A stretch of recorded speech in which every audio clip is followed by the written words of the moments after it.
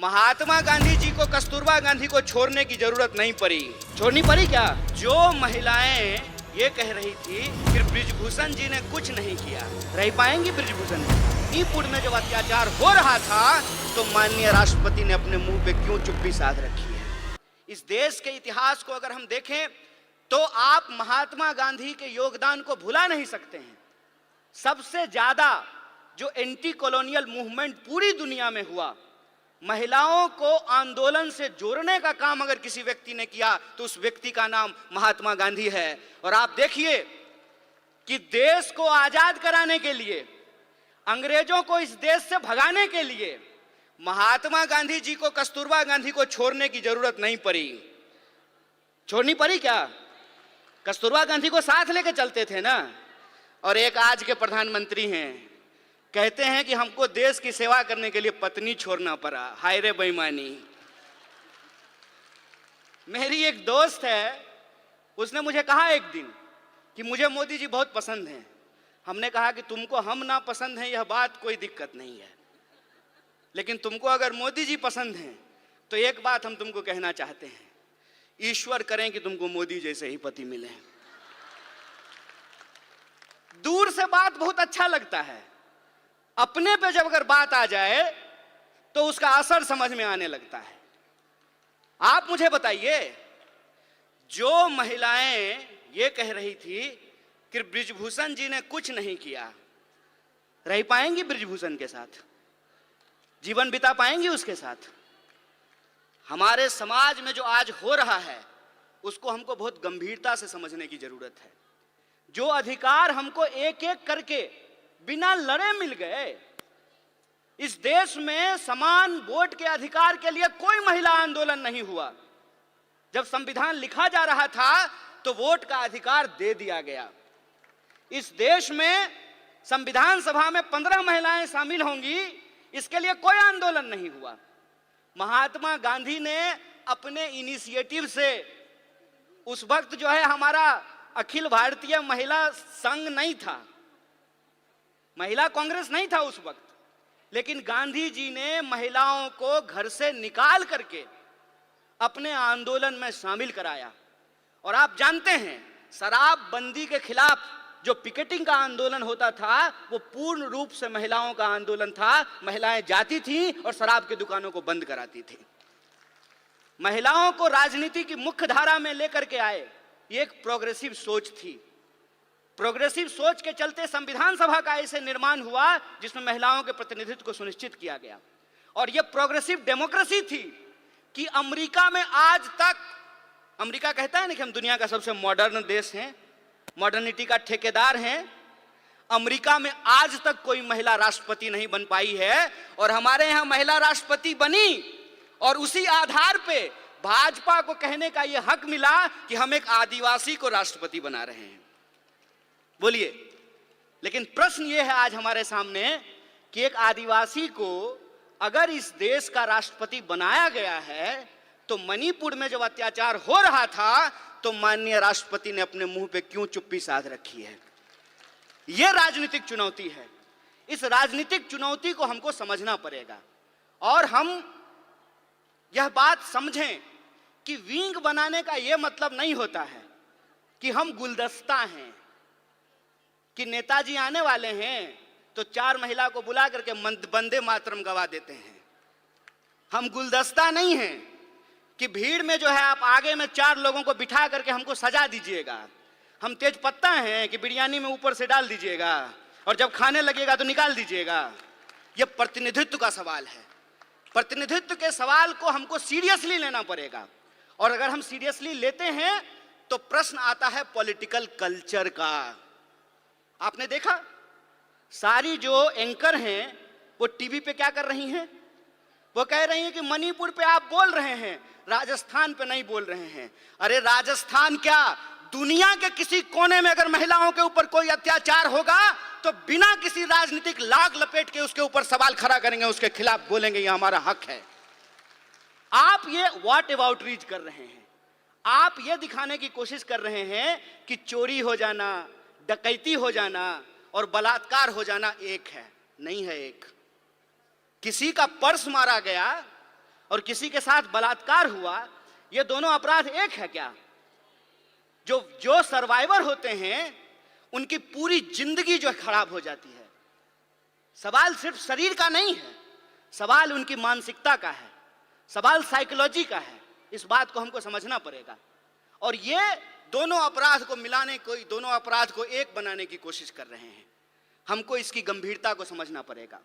हमको इस गंभीरता को समझना पड़ेगा कि यह सब कुछ आ कहां से रहा है, उसके पीछे की मानसिकता क्या है।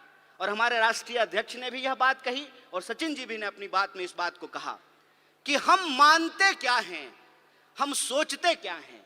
अगर हम ये सोचते हैं, हमारे सोच में है कि धन की देवी लक्ष्मी है, विद्या की देवी सरस्वती हैं, तो धन की देवी जब लक्ष्मी थी तो राइट टू प्रॉपर्टी का अधिकार क्यों नहीं दिया गया?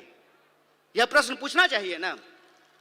जब विद्या की देवी सरस्वती हैं तो महिला और पुरुष को पढ़ने का अधिकार क्यों नहीं दिया गया?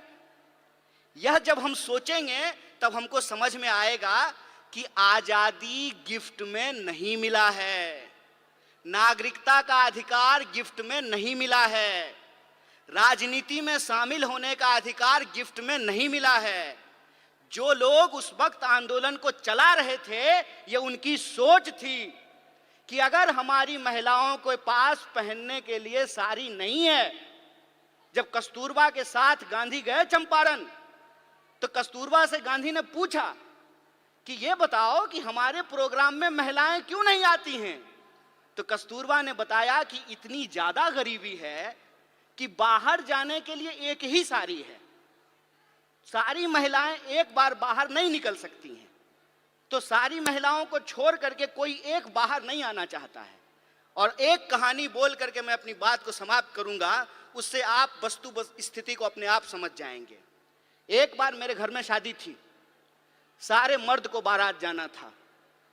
ये आज शुरू हुआ है कि अब जो है बेटे की शादी में मां भी बाराती बनती है और बहन भी बाराती बनती है। पहले ये नहीं होता था। मेरे बचपन में जो मुझे याद है कि जब शादियां होती थी घरों में तो सारे मर्द चले जाते थे और सारी औरतें रुक जाती थी। मेरी तबीयत खराब थी और मैं उस दिन जो है बारात में नहीं जा पाया। बुखार था बहुत तेज और घर में मैं सो रहा था। कुछ देर के बाद मैंने ये देखा, जब बारात चली गई है तो हमारे घर में गाने की आवाज आ रही है, थालियां बज रही हैं, ढोलक बज रहा है और लोग गा रहे हैं, नाच रहे हैं। कौतूहलता बस, आउट ऑफ क्यूरियोसिटी, मैं जाकर के चुपचाप दरवाजे के पास जाकर के देखने लगा। और मुझे इतना आश्चर्य हुआ कि जिस मां ने मुझे 9 महीने पेट में रखा, अपनी एक एक सांस दी, खून दिया, पसीना दिया, 9 महीने पेट में रख करके पैदा किया, रोज खाना खिलाया, पखाना साफ किया, पढ़ाया लिखाया, वो मेरी मां गाती है ये मुझे मालूम ही नहीं था। वो मेरी बुआ जिसकी गोद में मैं पला, वो बुआ जो है डांस करती है मुझे पता ही नहीं था। और वो जो एक फोक कल्चर है, वो फोक कल्चर इतना मजबूत है कि वो वक्त मिलता था महिलाओं को अपने भीतर के श्रृंगार को प्रकट करने का, अपने भीतर के प्रेम को प्रकट करने का।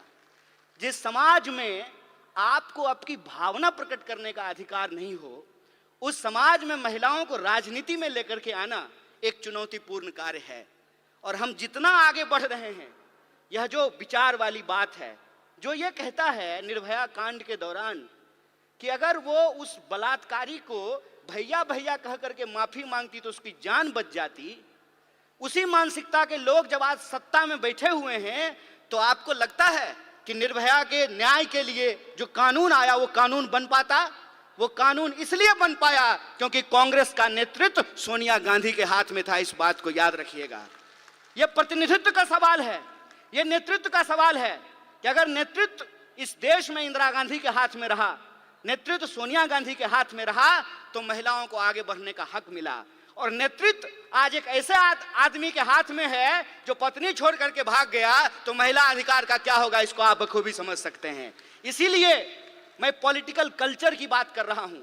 अपराध कहीं भी हो सकते हैं, अपराध छत्तीसगढ़ में भी हो सकता है, राजस्थान में भी हो सकता है, मणिपुर में भी हो सकता है, मध्य प्रदेश में भी हो सकता है।